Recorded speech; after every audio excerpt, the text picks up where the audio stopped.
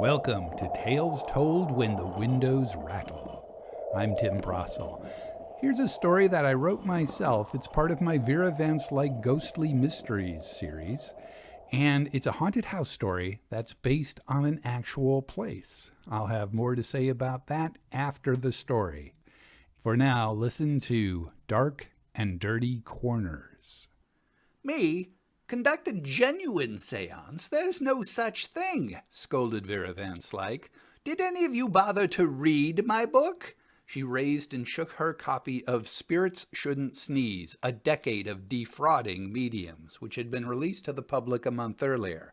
Vera then slammed the book onto the top of the parlor piano beside her, using such force that the strings knelled.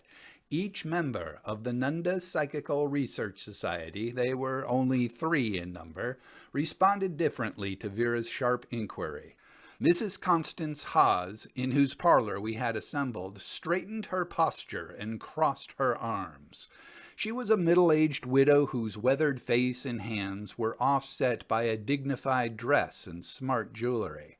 The contrast told of the financial climb achieved by her generation, the progeny of those white settlers who had first plowed the Illinois prairie. Constance's only child, Peter, answered Vera's question with a snort, one which joined earlier derisive snickers at the society's proceedings. It seemed the 14-year-old's interest in the psychical had been maternally mandated. The remaining member was Dr. Philip Kling, a neighbor and the only member who slumped with shame. Earlier, treating Vera and me to lunch after collecting us at the train depot, he mentioned that he had moved from the heart of Baltimore to the hinterland of Chicago 2 years earlier. This comment, though made offhandedly, lingered with me because the doctor appeared to be about 50 years of age, an odd age for such a significant change in one's professional life. After shifting in her seat, Mrs. Haas retorted, "The invitation to speak at our society was intended to be an opportunity for you to tell us about your book, Miss Van Slyke. That, I remind you, is why we paid for your passage here." Vera looked down at me with raised eyebrows and tight lips.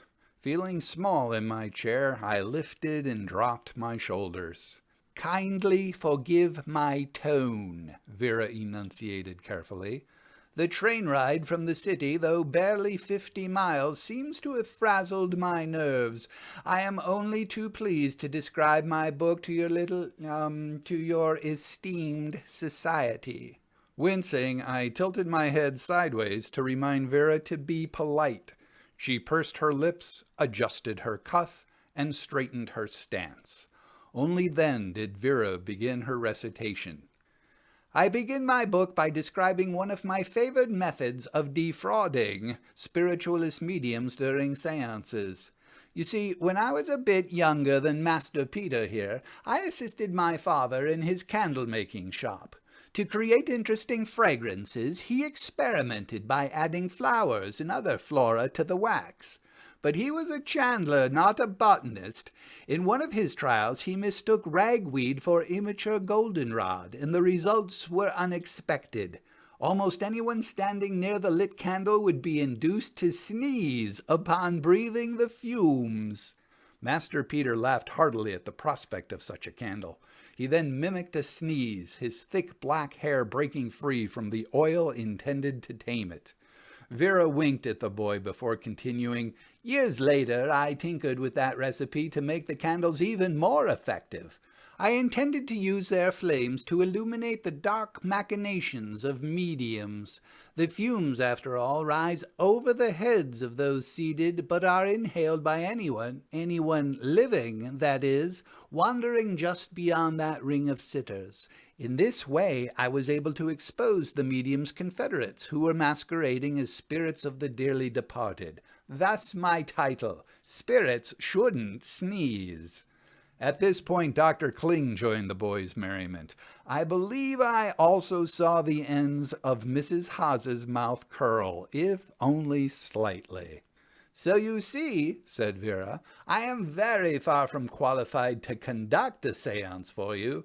I'm afraid you'll have to find some other party to contact the late Mrs. What was the woman's name?" Together, Mrs. Haas and I answered, Mrs. Stickney. Dr. Kling cleared his throat before saying, I fear I'm to blame for having invited you, Miss Van Slyke. I serve as the voice of scientific skepticism in our little club here, and I might have misrepresented your book a bit. He turned to Mrs. Haas. For once, I wanted to hear someone agree with my own view. As her son tittered, Mrs. Haas uncrossed her arms. But poor Mrs. Stickney, the widow pleaded. I'm hardly the only one in this village who's heard her crying in that strange house. And Peter, tell our guests about the phantom child you saw through the house's window. I think it's George Jr. come back from the grave. Vera spun to the boy, who became mute under her gaze. She next turned to me with her eyebrows raised again. She, too, appeared to be struck speechless. I took the initiative. You hadn't mentioned any ghostly manifestations to us. You'd only said that while living, the Stickneys had built a house specially designed for seances. That's why you think Mrs. Stickney would be a willing spirit for us to contact, you said. Well, Mrs. Haas replied with a glance toward Dr. Kling, I had been informed your book concerns spiritualism, not ghosts. I was about to explain that I'd hoped to contact Mrs. Stickney to see if she still grieves for the loss of her boy, George Jr. I'm convinced that's why she had been drawn to seances, to check up on him in the next world. But now that she's gone too, it seems she and George Jr. both haunt that house. Dr. Kling amended. George Stickney Jr. was the couple's firstborn and the very first person to receive a Christian burial in Nunda Township. He died in the log cabin where they lived before having their brick house constructed. Dear me, Vera sighed. She took a spot on the sofa beside the widow. You people ought to learn more about who you invite into your home. I'm sorry to disappoint you, Dr. Kling, but while I share your skepticism regarding our ability to summon spirits, I am very certain that some souls either remain in or return to our physical realm. Mrs. Haas gently reached out and touched Vera's arm. You mean to say that you believe in ghosts? With great surety, Vera attested. Dr. Kling quietly laced his fingers and placed them upon his lap. As quietly, young Peter did the same. Vera resumed. Now, tell me more about this house the Stickneys built for seances. You say it has rounded corners? That's right, replied Mrs. Haas with a gleam now in her eye. It must have been the wife's idea, I'm sure of that. Her name was Sylvia, and she was the medium. Yes, the Stickneys are well remembered for conducting seances on regular occasions, inviting people from all over. The rounded corners were designed to facilitate those seances, you see. I'm hoping you can explain the rationale, Miss Van Slyke. Is communication with spirits hindered by ordinary corners? Spirits caught in corners? Vera pondered aloud. That was the thinking half a century ago, Mrs. Haas explained. During the dawn of spiritualism, Vera replied, I've researched spiritualism in all of its phases, and I'm afraid I've never come across anything about spirits getting caught in corners. Have you heard about this, Lucille? My previous involvement in the spiritualism business continued to be a source of some discomfort, but I freely admitted that I had never encountered this belief. Vera resumed. There is a house back in New York whose builder claimed he had been guided in its construction by spirits. I'd once planned on investigating the place, but my usual ruses failed me. I was only able to see the structure from the outside. To be sure, the corners there are rounded. You must mean the Timothy Brown house in Georgetown, I added. Many spiritualist meetings have occurred there. I wonder if the Stickneys followed Brown's building plan. He built his spirit house about the time of the Civil War, I believe. I know it was at some point in the 1860s. Do you happen to know when the Stickneys built theirs? Quite a bit earlier, I'm afraid, Dr. Kling answered. 1849, in fact. I've studied that house as if it were one of my patients. The brickwork itself is done with curved corners, and that suggests they're part of the original plan. Vera stood again, retaking her lecturer's position. 1849 is a problem. You see, the Fox sisters first went around claiming their toe-cracking trick was a form of spirit communication in 1848. And while they did open up a floodgate for the spiritualism movement, it's doubtful those waters spread all the way to Illinois in just a single year. The widow Haas crossed her arms again, and again Dr. Kling cleared his throat.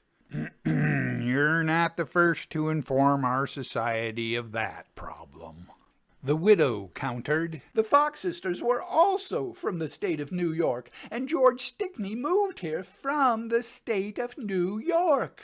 In 1835, Dr. Kling added calmly. He was the very first pioneer here. According to a book on local history, Sylvia arrived in 1838, so she wouldn't have known anything about spiritualism, even if the Round Corners were her They would have kept in touch with relatives back east, Mrs. Haas insisted. But, Constance, the doctor implored, designing a house to accommodate a religion only 1 year old is a bit much to believe in the afterlife hardly began in 1848, and there was more to the start of spiritualism than two sisters pulling a prank.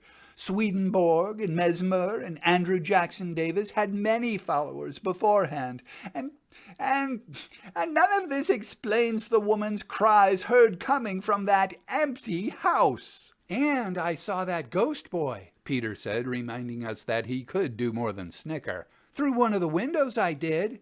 And the bear on the path doesn't mean the library is closed, Vera added, punctuating her point with a snap of her fingers. The rest of us sat motionless, with individualized expressions of befuddlement. I knew Vera had created a metaphor. I could not unravel its meaning, however. Let's go learn what's haunting that house, she clarified. Only then did we stand to retrieve our hats and outerwear. Rather than bother to hitch the horses, we agreed to stroll the mile or so to the house with round corners. Vera told me to bring our 2 oboes. These odd-sounding instruments traveled with us regularly since our discovery that playing 2 particular notes on them simultaneously creates a vibration that shifts any ruptures between the spiritual and physical realms into the violet edge of the visible spectrum. Vera explained this principle and her theory that such interdimensional ruptures are caused by extreme guilt as the 5 of us wandered toward the house. If, Vera said pensively, the spirit of Mrs. Stickney is suffering terrible guilt over the death of her firstborn son, it's possible she and that son remain in contact with this side. Before we can learn their reason for doing so, checking for holes between the dimensions can show us if such contact is possible in the first place. Well, Dr. Kling muttered, these violet holes are something I would very much like to witness. I hope your oboes are loud, though. The house is vacant, but it's also locked. You'll probably be stuck examining it from the outside. That is discouraging, Vera said. To tell the truth, if we can't go inside, I'm a bit more concerned about those rain clouds returning. We looked upward. The blotches of gray across the sky reminded me that Vera and I had passed through some spring showers during our train ride from Chicago. The humid country air was aromatic, but I noticed mud clumping on my shoes. Peter must have had his eye on me. He briskly strutted beside me, grinning confidently and tapping an umbrella to assure me that I would be kept protected. At this point, he offered his arm in a gentlemanly fashion. Only then did it occur to me that I was close to 5 years his senior.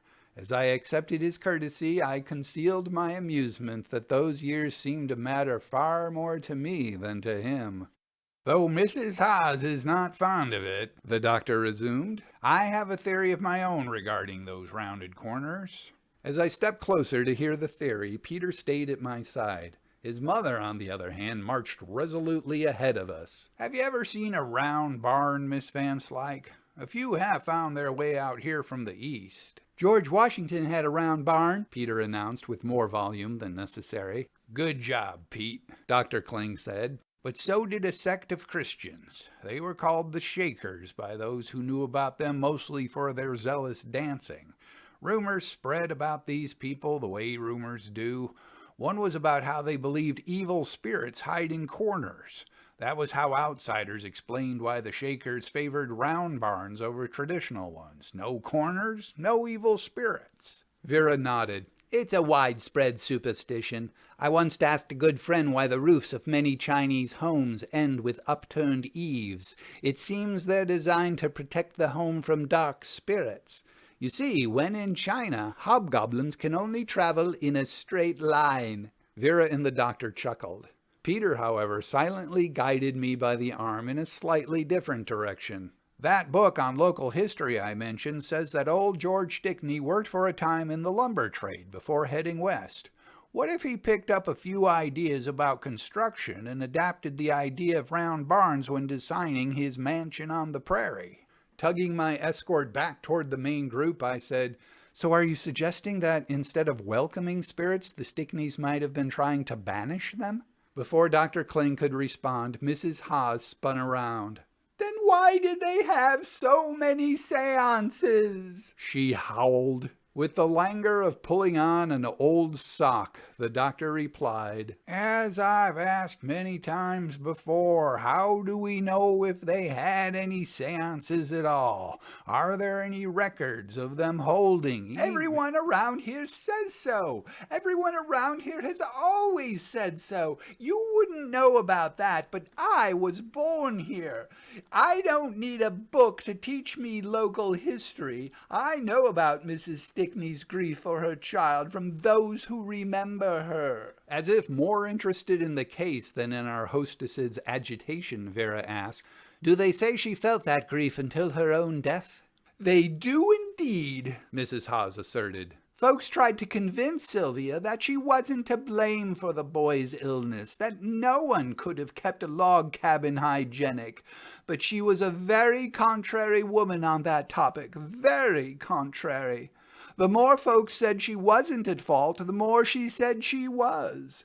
And when more of her children died afterward, well, that only deepened the wound of losing George Jr." I submitted, "Could it be that there was an important detail about the death that she never confessed? If she felt such persistent guilt, I mean." I shouldn't have implied that a mother could have been responsible for her own child's death. I shouldn't have said that with Peter so close beside us. No one spoke. The only sound was the suction of our shoes pulling up from the wet, deeply rutted road. After a time, I attempted to pave our path by changing the subject. "Dr. Kling, you'd mentioned that you came here from Baltimore a couple years back. May I ask what motivated you to do so?" Well, don't all city doctors dream about moving their practices to the country one day? My one day arrived, I guess.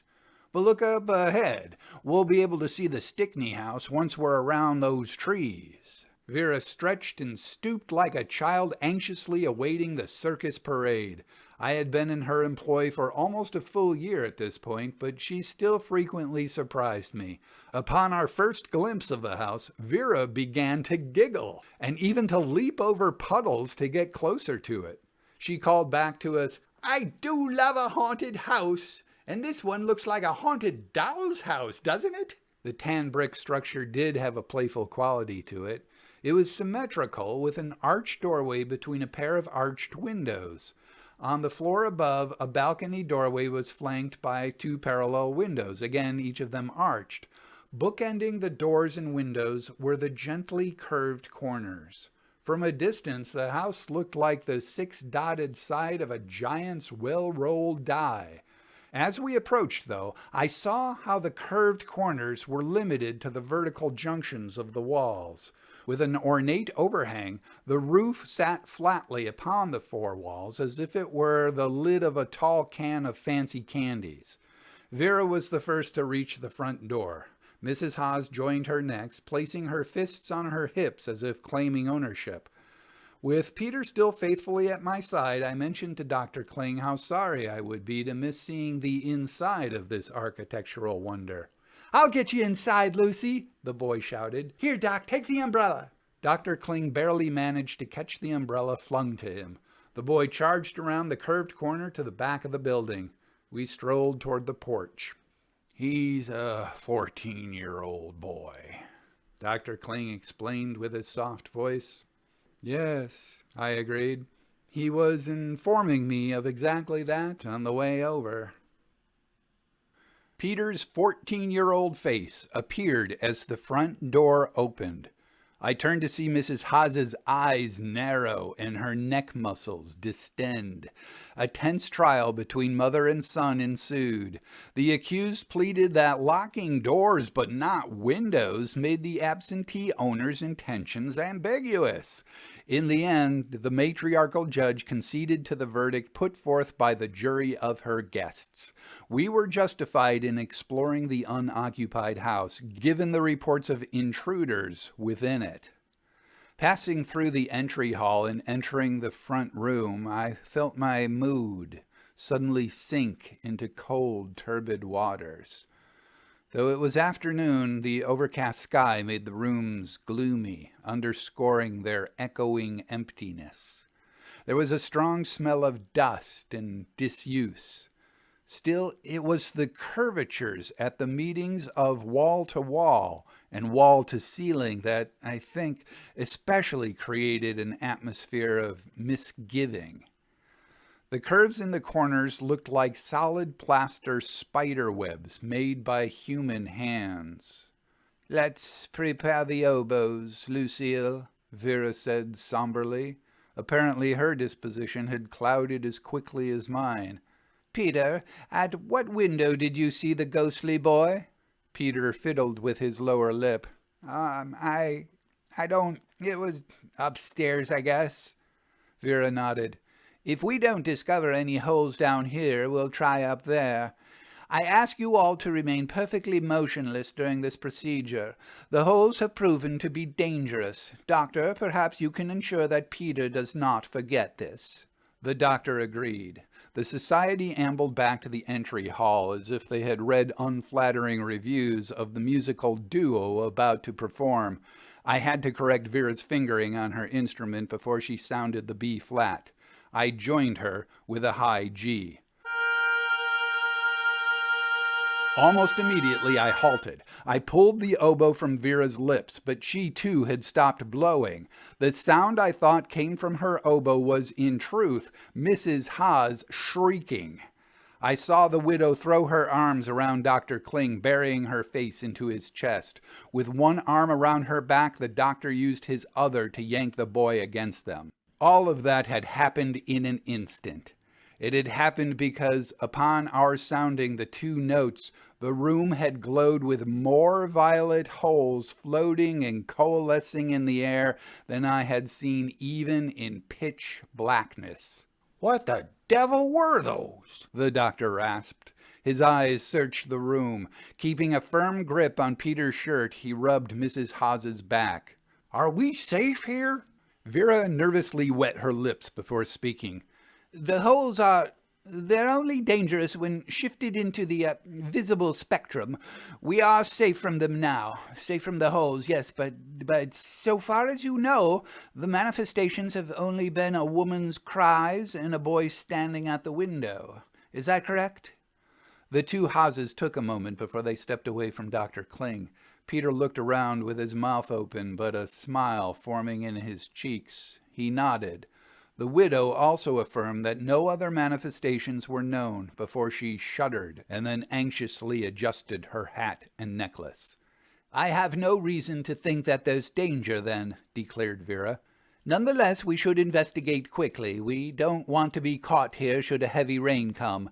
Dr. Kling, I trust you're a little less skeptical now than you were a minute ago?" With a bewildered grin, the doctor conceded with a bow. "Excellent. You'll often find matches and a candle or lantern at the top of a cellar stairway. Would you mind seeing if that's the case here? If so, please perform your best medical examination of what's below." He turned to the widow. With a nod, she granted him leave, and the doctor strode bravely in the wrong direction. Taking a different approach, he disappeared. Vera next addressed the widow. With your permission, Mrs. Hawes, I'd like Master Peter to help Miss Parcell here determine the room where he saw the child's spirit. I assure you that Lucille has blossomed into a very reliable asset to my investigations, and we need to see if anything can explain why the manifestation occurred where it did." His mother agreed to the arrangement, making Peter significantly more enthusiastic than myself. This time, I politely declined the offer of his arm as we walked to the staircase. At the top, we crept toward the first room. I looked inside to see that it was completely vacant. Checking to be certain we were out of his mother's hearing, I called Peter closer. "Now, did you really see the phantom boy through one of the windows, or did you see him while you were inside this house?" At first, Peter fidgeted with the buttons on his shirt. He next tried to smooth his raven hair. Finally, he confessed, "Inside the house." "Why did you come inside?" I asked, now guiding him to the hallway. "I told Lizzie Rosenthal I could get her in. She's from school. She said she'd heard the house once belonged to witches, and she wanted to see inside it." Peter smirked and pointed ahead of us. "We kissed in that room over there. Would you like to go there?" "Only if that's where you saw the ghost," I said firmly. "Where did you see it?" Peter's eyes drifted to the side, settling on a particular door. He said, We probably should go back downstairs now. I don't think the ghost will be here anymore." I noticed his face had gone blank. After taking a few steps toward the door that his gaze had indicated, I looked back. Peter remained exactly where he was with the same lack of expression. "I'm not fibbing," he said. "I think the ghost probably left. And you probably don't want to open that door." "You'd best not try to scare me, Peter. Believe me, I've seen ghosts far more frightening than this one." Of course, given that I actually had no clue what I might encounter, I was mostly fibbing. "We probably shouldn't. I'm going back to the staircase," Peter said, though he remained fixed in the same spot. I inched a few more steps toward the door. I turned back and waved for him to join me. "You're the ghost hunter," he said, refusing to budge. I surveyed the door. "I'm the ghost hunter's assistant." Taking a deep breath, I grasped and twisted and pushed the knob. If the two manifestations had occurred separately, I would have seized Peter and hauled him back to the others. What probably kept me in place, though, was the confusion of hearing a woman crying. It was somewhere else in the house at the very same moment as I saw the back of a boy in that room. He stood in the corner, embedded in the corner because of the plaster curvature. The phantom was sharing the same physical space as that rounded corner. As I say, the apparition in combination with the distant crying had halted me physically.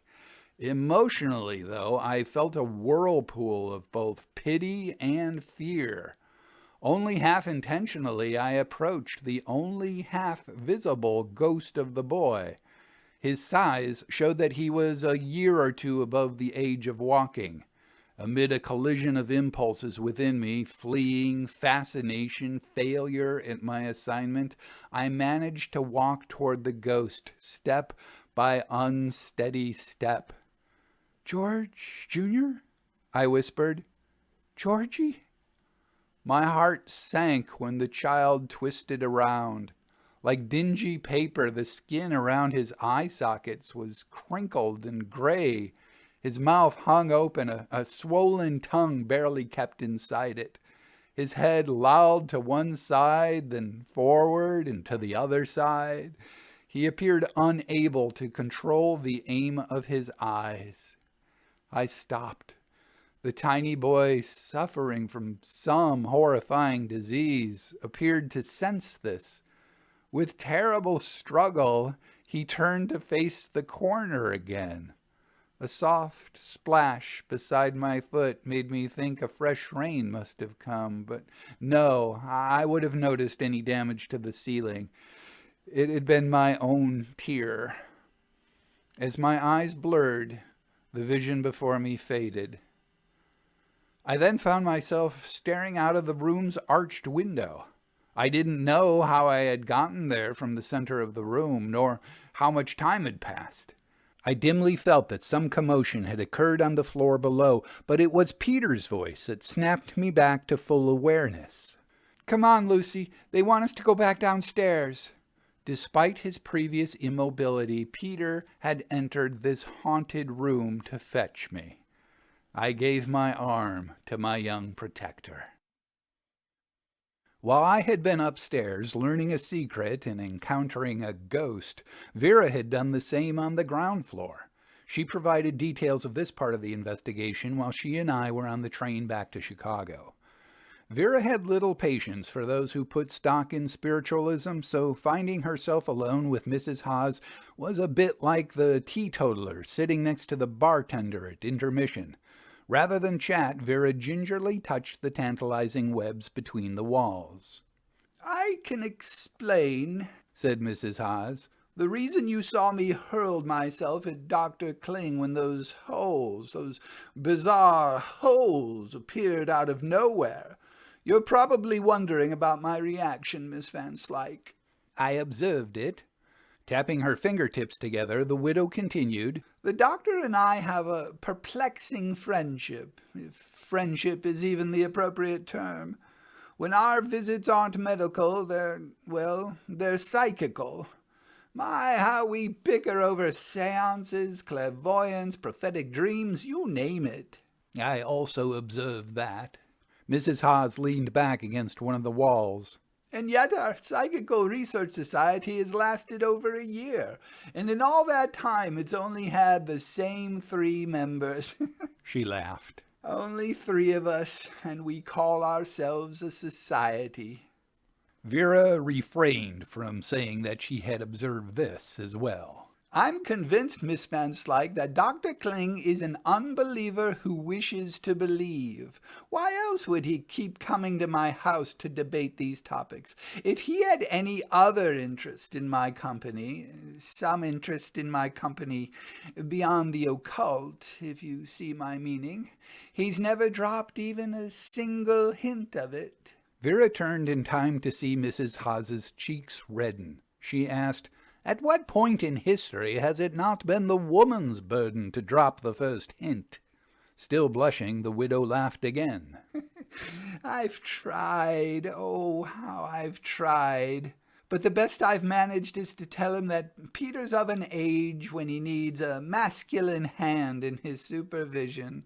Of course, that's more an understatement than an overture. Let me tell you, if his father were still alive, that scamp wouldn't be climbing through windows simply because they're unlocked. The consequences would be stiff, very stiff.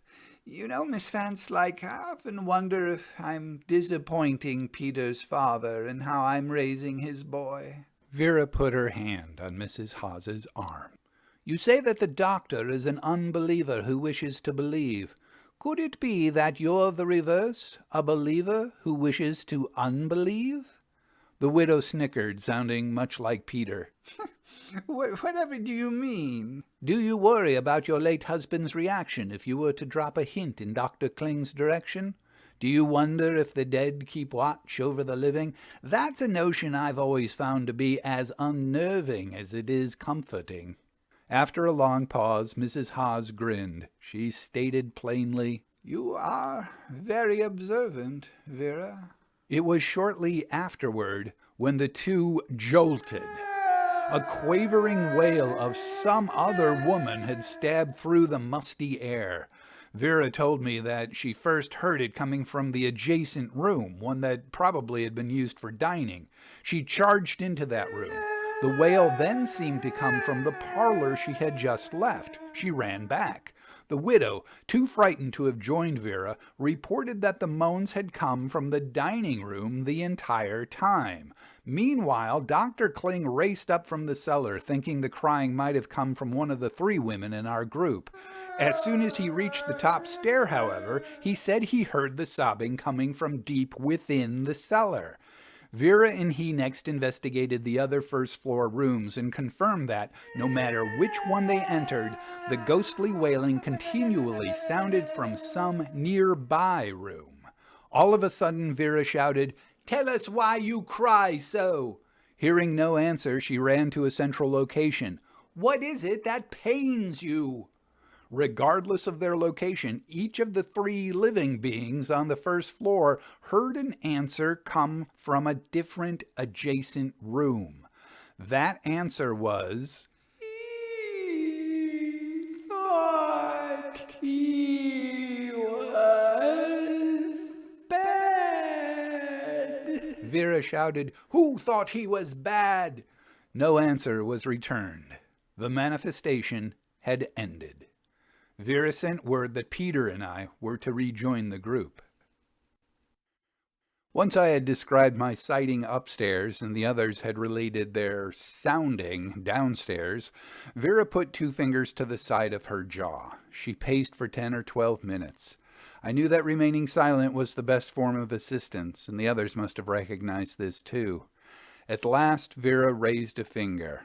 "A pioneer's life affords scant opportunity for tending to the bedridden. Even the mother of a dying child has a myriad of chores that must be performed to ensure that the healthy survive. What if Mrs. Stickney hadn't been able to attend to George at the moment of his death? What if she found his dead body in the position that Lucille describes?" "Facing the corner," Dr. Kling said with his tone of gentle skepticism. "Why would he be facing the corner?" Reverently, Vera responded, "Perhaps it takes another mother to answer that." Yet it was Peter, not his mother, who explained it. With the same blank stare I had seen upstairs, the boy repeated what the ghost of Mrs. Stickney had communicated. "He thought he was bad." Vera nodded. "George Jr. might well have considered his sickness a type of punishment, be it a punishment like those he'd heard about in Sunday school, or simply one inflicted upon him by his parents. What if in his last moments of life he attempted to atone for whatever had brought on this punishment in the only way that he knew how?" Mrs. Haas clutched her son. Dr. Kling, seeing this, stepped toward her and placed his hand on her shoulder. "Even more awful, imagine the guilt of the mother.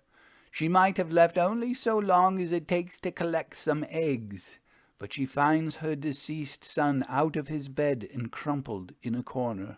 Vera sighed. "Of course, I'm stitching together this history from very few scraps of evidence."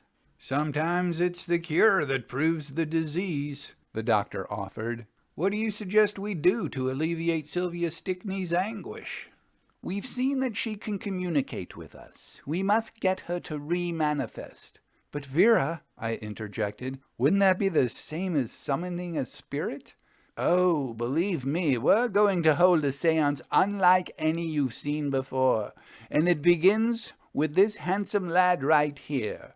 Vera ruffled Peter's already wild hair before adding, "I must ask a favor of you, Prudence." Perhaps I was still too dazed from my experience upstairs to quickly correct my employer. "Do you mean me?" asked Mrs. Haas. "My name is Constance." I'm not very strong with," Vera began. Then she muttered to herself, "Constance Kling. Now, wouldn't that be a steadfast name?" I glimpsed the widow and the doctor turn very slowly toward one another.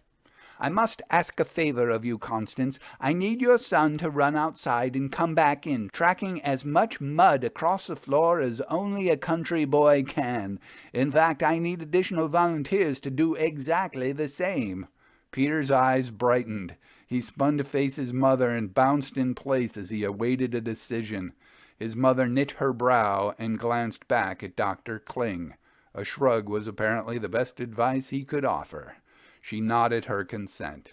As swift as a rabbit, Peter darted out the front door. The rest of us followed. Muddy patches were easily found in the unattended yard, and being outside of the house again seemed to act as a tonic. Soon we were all gleefully stomping around and returning to the halls of the house to stomp again, creating a terrible mess. While the others continued, I pulled Vera aside to discreetly ask if she truly thought this would induce Mrs. Stickney to reappear, if only audibly. "Look what we're doing to the woman's home," Vera answered with no discretion at all. "How could she not reappear? There's a more difficult question, though. Is the son a ghost independently, or is he only the ghost that haunts the mother's ghost?" "I don't follow." "The boy died in the log cabin, not here. Why would his spirit be bound to this place?" "Are you saying that what I witnessed upstairs might have been a manifestation of the mother?" "Yes, of that which haunts her." "You've been with me long enough to know that in most cases a ghost haunts the living because something haunts the ghost." Perhaps these very words, rather than the mud tracks, account for the sorrowful Mrs. Stickney's return at that moment. We heard her warbling cries in the next room over, and my first inclination was to rush there. A tug on my sleeve, though, reminded me that this would be fruitless. Quickly, Vera instructed me, "Tell our hostess to wait outside, but have the doctor join us. He's likely to comprehend this treatment." "And Peter?" "Bring him in, too. He'll leave with a better understanding of motherhood." I soon returned with the two gentlemen, leaving the widow at the open front door. Despite the disembodied sobs that seemed to come from all around us, we followed Vera's voice. Once we found her, we were witness to one of the most disturbing ghost layings on record. "Mrs. Stickney," Vera shouted with a harsh timbre, "Sylvia Stickney, you were a terrible mother. How dare you ignore your dying child?" My first thought was that my employer had become possessed by a demon, and I saw Dr. Kling's face blanch. Both of us mustered enough trust in Vera, though, to not restrain her. Meanwhile, with the wisdom of youth, Peter cowered behind the doctor and me. Vera gesticulated dramatically as she continued, "Poor George Jr. He thought you were punishing him for getting sick. That innocent child you let die all alone, all alone. For shame, Sylvia, for shame." The ghostly wailing grew fiercer, either from painful repentance or from furious indignation. Dr. Kling whispered, "Of course." And then he stepped forward to yell, "A terrible mother! What a mistake to allow you near your newborn baby. It should have been swept away to an orphanage." The cries rose even louder. It sounded as if the bereaved woman were attempting to form words, but the anguish, or was it outrage, was too powerful. I felt Peter, who was crouched behind me, sticking his head through the bend of my arm for a view. Vera and the doctor continued their tirade of reprimand until at long last the spirit of Sylvia Stickney found just enough composure to speak. "No, I'm not to blame. I never accused him. I never chastised. I am not to blame." An electric crackling then swept from one room to the next, down each hall and along every staircase. As it surged around me, I felt a sharp tingling, as if thousands of pins had flicked my skin. Like lightning, the rush of splintery ether had come and gone. After catching our breath, we wandered to the front, where Mrs. Haas greeted Peter with an abundance of hugs and kisses. He was duly humiliated, but the adults understood that the mother had heard everything. After finding spots on the porch to sit down, each one of us found a different way to describe what we had witnessed inside. Despite these differences, it clearly had been the same phenomenon. "I sense she's gone," the widow exclaimed. "I felt it at the door. Her business here is complete. She's moved on from this world, never to return." Afterward, on the train, Vera explained to me how Mrs. Haas might have been speaking as much about her own late husband as about Sylvia Stickney. On that front porch, though, the vigilant ghost hunter had something else to say. Several months without any manifestations will have to pass before we can confirm our success. If it turns out we've completed the task, you are to thank, Constance. You're the one who gave me the key when you described our ghost as being a contrary, very contrary woman when it came to the death of her firstborn. I merely applied a bit of psychology to coax her into seeing that she truly wasn't to blame at all. Dr. Kling had the final word on Vera's treatment. Psychology in reverse, he said. At Vera's request, Dr. Kling sent a report several months later. She read it in her office at the Hotel Manitou, summarizing its key points aloud. She was too pleased for me to mention that, as her secretarial assistant, I had already read the letter in full. No reports of sobbing women or sickly children, Vera stated, even from the house's new occupants. Rumors continue to roam, but the good doctor finds no evidence to support any of them, not even for the cow that got loose on the Stickney property and came back with the power of speech, albeit very limited. She looked up from the page with a smirk. It appears you were successful then, I concluded, except for the cow, perhaps. Far be it from me to muzzle old Bessie, my dear. Vera flipped the letter's top page. And yet he continues. It seems young Peter has developed yet another theory for the rounded corners. When the Nunda Psychical Research Society returned to clean up our mud, the boy realized how easy it was to mop a floor without any tight corners. Corners are the most grueling spots to clean, I agreed. Though Mrs. Haas adheres to the idea that the corners were built to accommodate seances, the doctor says he can't dismiss Peter's hunch that those corners were simply meant to facilitate housekeeping. He adds that the same principle is used in the sick wards at Johns Hopkins Hospital to minimize germs. Vera set her head at a contemplative angle. Adding to the mystery, I mentioned, I've since read about those round barns that Dr. Klingon mentioned. Some promote them as being more structurally stable than traditional barns. Do you suppose the Stickney's design grew from their worries about living in tornado territory? Vera mumbled, But both of these new theories are so disappointingly practical. Isn't there more to the letter? He doesn't mention any changes in affection between himself and the widow. Or does he?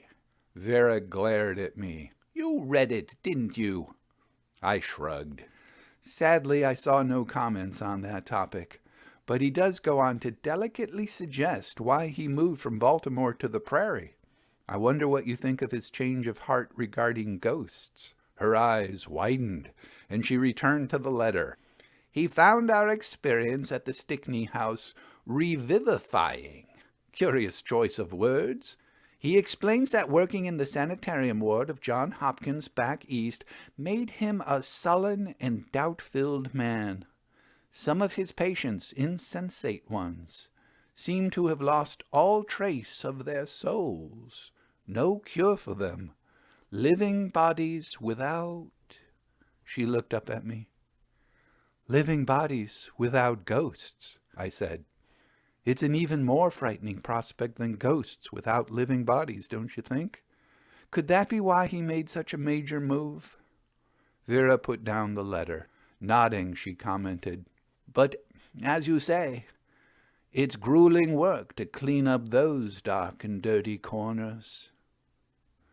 Dark and Dirty Corners, written and read by yours truly. Now, the Stickney house with its rounded corners, that's a real place. You can learn about that online. You can actually see it, at least from the outside. It still stands. And the dominant explanation for those weird corners is what Mrs. Haas subscribes to, that the Stickneys were spiritualists. They believed either that rounded corners would facilitate spirit communication or that traditional corners attracted bad spirits, something they didn't want in their house. There are other explanations, more practical explanations. Rounded corners are easier to clean, and it's very true that in 1901, Johns Hopkins Hospital had rounded corners for exactly that reason. You could keep your hospital wards more hygienic. Or the idea that round barns were more structurally sound than traditional barns, that was also an idea of the time. So there are a few explanations for the rounded corners, but I'm the guy who writes ghost stories. I agree with Vera. The more practical explanations are terribly disappointing. Now, this story is part of what's called a composite novel. It features 13 of Vera's ghostly mysteries, her investigations, but the stories intertwine, and it's best to read this book in order. The title is Help for the Haunted, A Decade of Vera Van Slyke Ghostly Mysteries. You can find out more about it at brownbonesbooks.com, and I hope you check it out. I'm Tim Prossel, and thank you very much for listening.